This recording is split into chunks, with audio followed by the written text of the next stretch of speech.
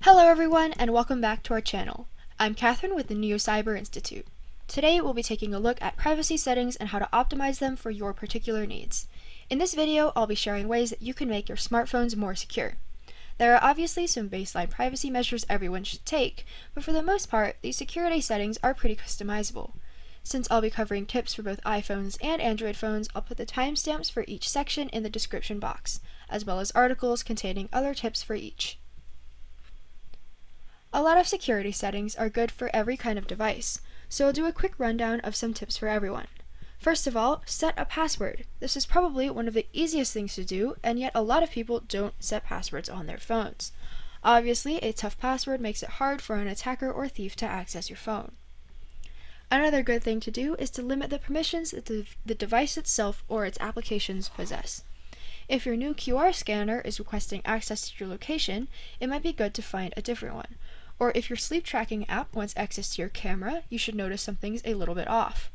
It's always best to implement the principle of least privilege, which is a fancy way of saying, in this case, don't give an app permissions it shouldn't have. Sharing excessive data with companies you don't know or trust can lead to your private information landing in the wrong hands. Most devices now have a speech-to-text or voice command feature. Think Siri or Google Assistant.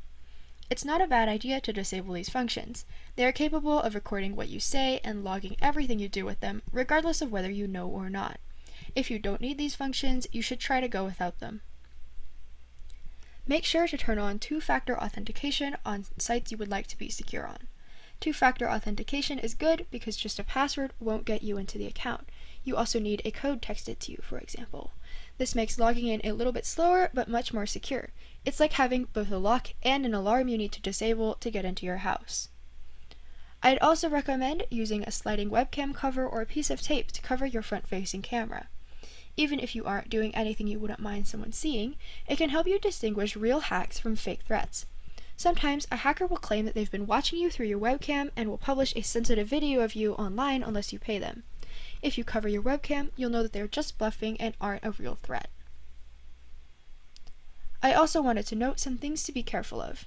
Using public Wi-Fi networks is a huge one. People are just waiting to steal your data, logins, and the like. It's also easy to set up a man-in-the-middle attack, which is when a hacker intercepts your traffic, reads it, and sends it to the original recipient. Usually, neither you nor the server you're communicating with can tell that the man in the middle is there. Be especially wary of public Wi-Fi without a password. Your local Starbucks Wi-Fi is almost certainly unsafe.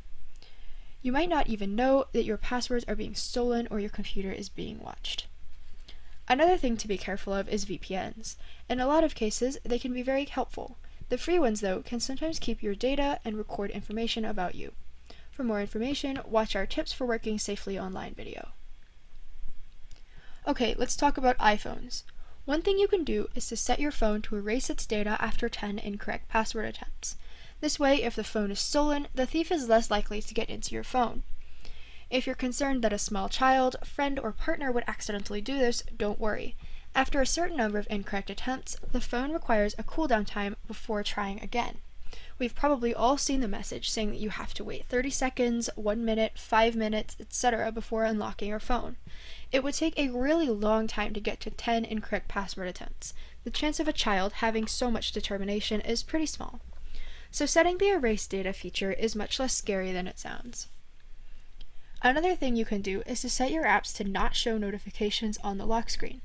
While this isn't really a privacy against hackers tip, it can be helpful if you have nosy family or friends who don't know your password. You'll still get notifications for each app, but they won't show up on the lock screen. You can set this for individual apps as well. It doesn't need to be for everything. You can also edit the Today view to turn off specific panels like your calendar or to-do list. In Messages, you can turn off the feature that allows people to see when you read their text to you. Again, this isn't really a safety thing, it's just a personal privacy thing. It may also be good to turn off the Share My Location feature.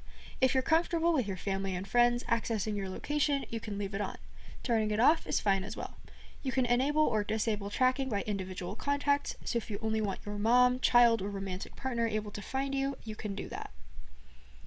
To keep personalized ads from bombarding your phone, you should do two things. First, check the Limit Ad Tracking button in Settings. This should reduce personalized ads and how much of your preferences advertising companies can see. The second thing to do is to hit the Reset Advertising Identifier button. This gets rid of the personalized data collected since the last time you reset the identifier. It's a good thing to do every now and then. There isn't much point in doing it every day, but doing this once every few months can be beneficial. By doing these two things, you'll have fewer targeted advertisements. Alright, let's talk about Androids. Most of these tips are similar to the ones in the iPhone privacy section. Since Androids come with a lot of Google services, Google has access to a lot of your data, especially advertising data. You can turn off ad tracking and reset your advertising identifier just like with iPhones. You can also encrypt your phone's data, which will prevent anyone without the password from accessing it. It's similar to having a good password on your phone. You can't get into the encrypted data without the encryption key. There are a few things to consider before you encrypt your phone.